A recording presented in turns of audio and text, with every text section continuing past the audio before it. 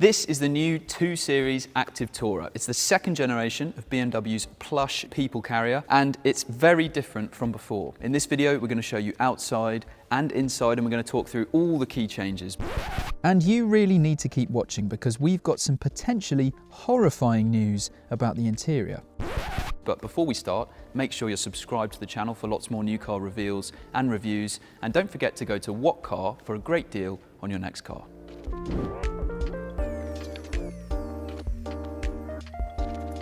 The 2 Series name has been busy. Back in 2020, we drove the 2 Series Grand Coupe, then we saw the new rear-wheel drive 2 Series, and now we've got the 2 Series Active Tourer. It's a premium MPV, and the first generation model was the first ever front-wheel drive BMW. This new model is still front-wheel drive, but is built on a new platform, which the new X1 and X2 will also be built on.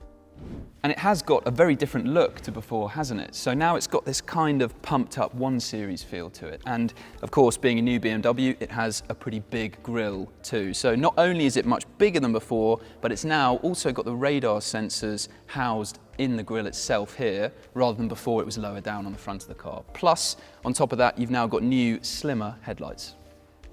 The profile is quite different from before as well, so now it's got a slightly sleeker, more sporty style compared to the previous generation 2 Series Active Tourer, which is a bit more like a minivan. So now you've got a bit more glass, you've also got flush door handles, and you can get bigger alloys up to 19 inches in size as well, whereas previously the biggest size was 18 inches. And there's also a larger spoiler. The proportions aren't drastically different from before though. So it's 3 centimeters longer, 2 centimeters wider, and 2 centimeters taller. But the distance between the front and the rear wheels is actually the same as it was before. So that means that interior space is pretty similar to the previous 2 Series Active Tourer. And you can see I'm just under 6 foot. The driver's seat is in my driving position, and I've got a really decent amount of legroom there and plenty of space for my feet under the seat in front of me as well. Plus, headroom is pretty good. Even with this sunroof, I have got some clearance above me. It definitely doesn't feel cramped. And these seats as well, you can recline them. So that means you can push them forwards to get a bit more boot space, or put them back if you want to relax and sit in the back here. And on non-hybrid versions of this car, you can also slide these seats forwards and back too. There's 4 USB-C ports in the 2 Series Active Tourer, 2 up front and 2 in the back here. But if you want a 7-seat version of this car, then you won't be able to get it because the 2 Series Grand Tourer from before won't be being replaced.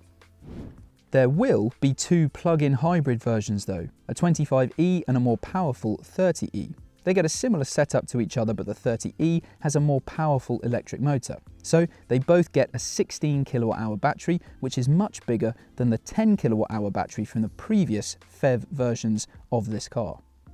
Another change is that the battery pack is much thinner than it was before. So previously in the 2 Series Active Tourer, if you had a plug-in hybrid, you'd have a big lump of a battery pack under the rear bench here, which lifted everything up. But now it's thinner and it's spread out more evenly throughout the car, so you aren't as cramped in the rear seats.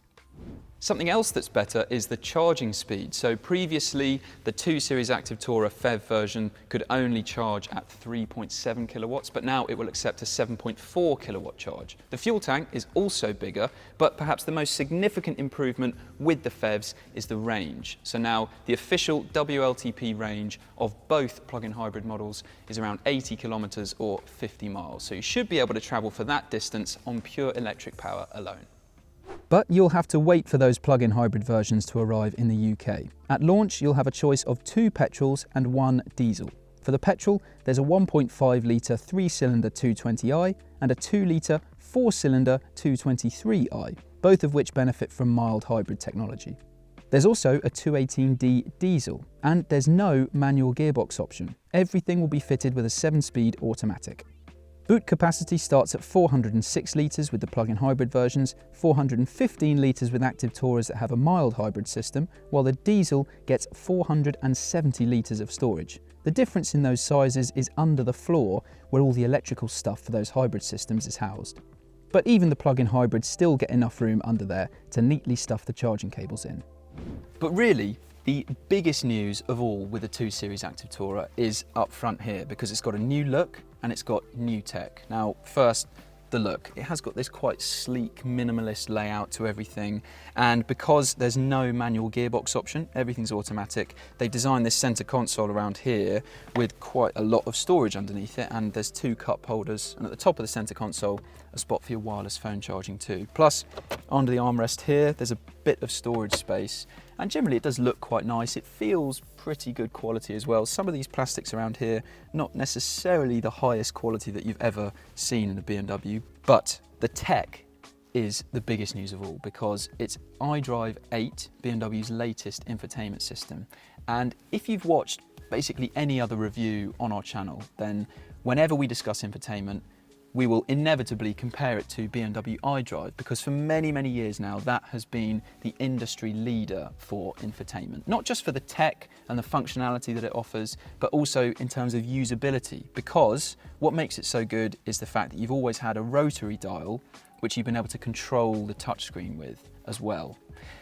With iDrive 8, they've got rid of the rotary dial, and they've also got rid of physical controls for the air conditioning. So now basically everything is controlled through this touchscreen. Now, you have got some steering wheel mounted controls and a massively updated voice command system to help with certain functions, but you've got to say that on the face of it, is it necessarily a forward step in terms of usability to get rid of what made iDrive so good before? Again, we'll say that this is a pre-production version of the car, so we are going to have to wait until we spend more time with the system and get a fully production-ready version before we can really tell you how it compares to old iDrives. But surely it's going to be more difficult to control while you're driving than it was before. The touchscreen itself is big, got nice graphics, seems reasonably responsive, and you still got the customizable home page where you can move around these widgets like you've had for quite a while on iDrive now. Plus, you get wireless Apple CarPlay and Android Auto as standard, and it's also been integrated into the head-up display unit. And I mentioned before that the voice command system has been massively updated. You also have 2 microphones in the roof here, one just above where the driver sits and one for the passenger as well, to help make it easier to use it to control certain functions. Oh dear, is this the end of iDrive's reign as the absolutely undisputed leader of the infotainment world? We'll have to see when we get to drive the car. It's also strange that the 2 Series Active Tourer runs the same iDrive 8 system as the new i4 and iX, but they get rotary dials. Weird. Anyway, the pricing for the new 2 Series Active Tourer in the UK starts at £30,265, and it's available in Sport, Luxury and M Sport trims. First deliveries are expected in March 2022. So that was everything that you need to know about the new 2 Series Active Tourer, but what do you think of the car? Make sure you tell us in the comments below. And if you've enjoyed this walk around video, then it would be great if you gave it a like. And for lots more new car reveals like this and new car reviews, make sure you're subscribed to our channel. And if you are looking for a new car, go to whatcar.com to get a great deal.